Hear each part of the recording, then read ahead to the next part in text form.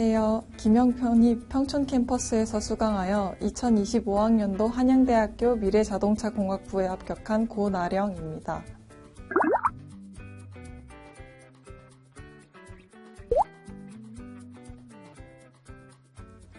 학벌 컴플렉스 등 다양한 요인이 작용했지만 통학시간이 저에게는 가장 큰 요인으로 작용했습니다.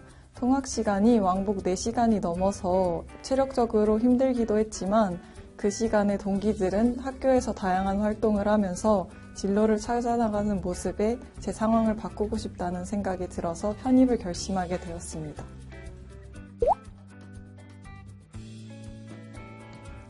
수능을 응시했을 때 영어는 1등급을 받았고 수학은 3등급을 받았습니다.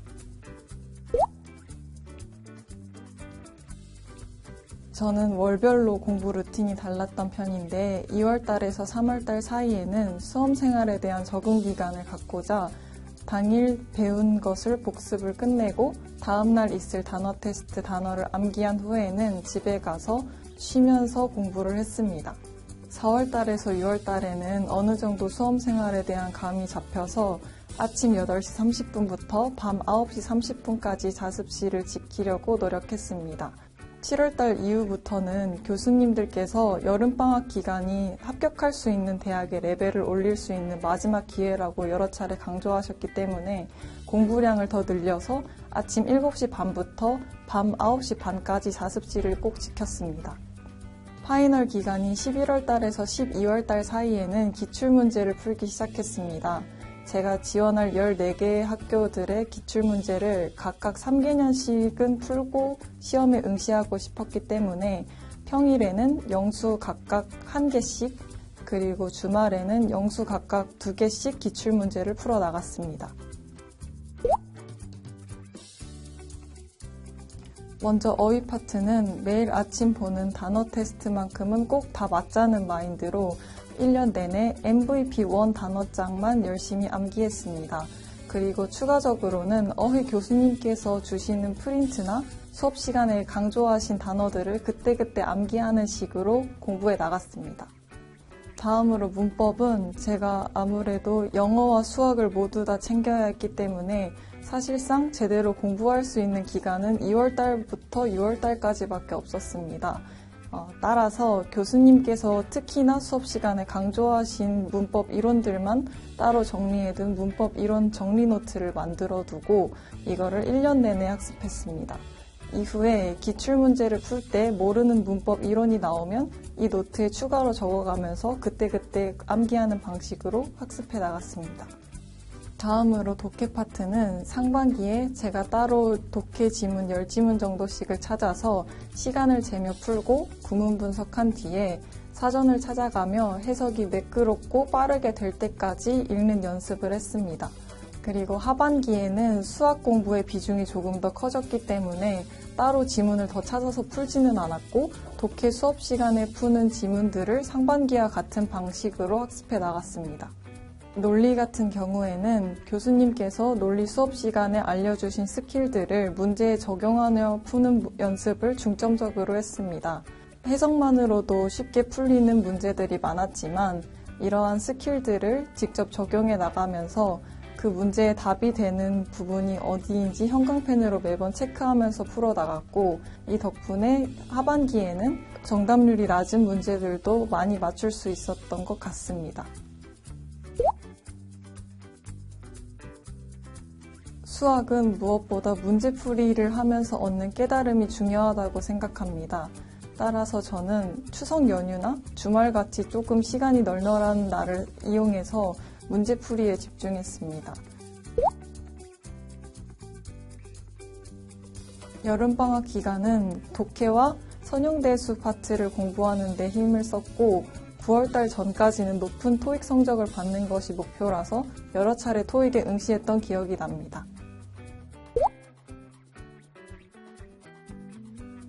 저는 파이널 시기인 11월 달이 되어서야 제대로 기출문제를 풀기 시작했는데 제가 지원할 14개의 대학들의 최소 3개년치씩은 기출을 풀고 시험에 응시하고 싶었습니다. 따라서 평일에는 영수 각각 1개씩, 주말에는 영수 각각 2개씩 기출문제를 풀어나갔습니다. 시간이 절대적으로 부족했기 때문에 영어는 틀린 문제만 제대로 리뷰하고 틀린 이유를 분석하는 식으로 학습했고, 수학은 틀린 문제의 제대로 된 답안을 작성해두고 그 문제를 스크랩해서 개념노트 해당 페이지에 붙여놓고 여러 번 보면서 풀이 과정을 통으로 암기하는 식으로 공부했습니다.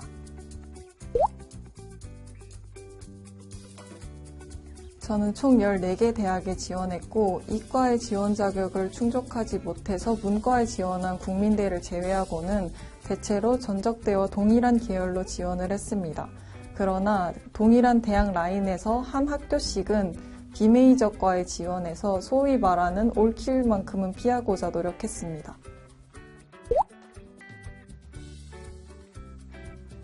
매월 치르는 기명 모의고사가 제 대략적인 위치를 알게 해주어서 매달 목표를 설정하는 데 있어 큰 도움이 되었습니다. 예를 들어서 저는 매월 기명 모의고사 상위 5% 안에 들기 이런 식으로 목표를 설정했고, 이 목표가 이뤄지면 성취감을 느끼고 더 열심히 공부해 나갈 수 있는 원동력이 되었고, 만약 목표를 성취하지 못했다면 기명 홈페이지에서 제공하는 성적 분석 자료를 통해서 제 약점을 파악하고 보완해 나가는 식으로 공부해 나갔습니다.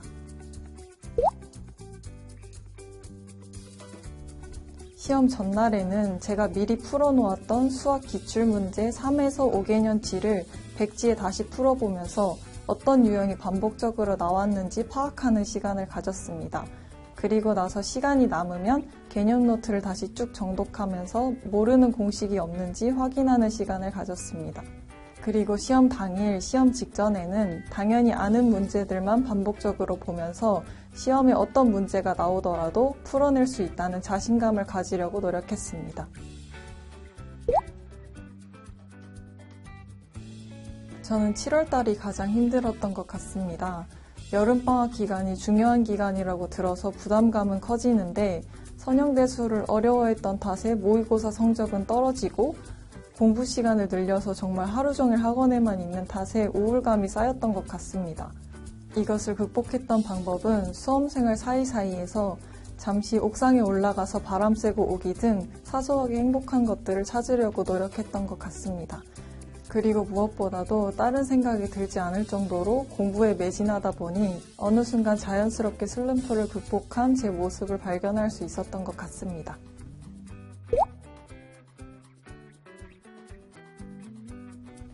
저는 기명 편입 종합반을 수강했는데 강제로 매일 단어 시험과 자습을 하게 했기 때문에 혼자서는 공부를 잘 하지 못하는 제게 있어서 큰 도움이 되었던 것 같습니다.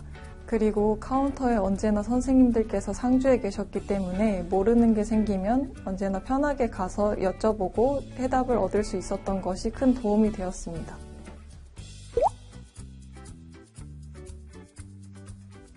저는 기명 편입 종합반을 수강하고 정말 따로 더 챙겨서 하는 거 없이 교수님들께서 하라고 해주신 것들만 정직하게 따라했습니다.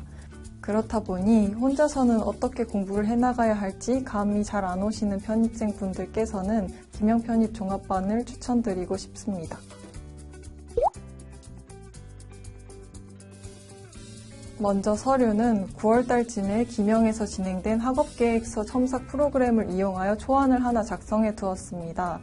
1차 합격을 한 이후에 각각의 학교에 맞게 이 초안을 다듬어서 제출하는 방식으로 준비했습니다.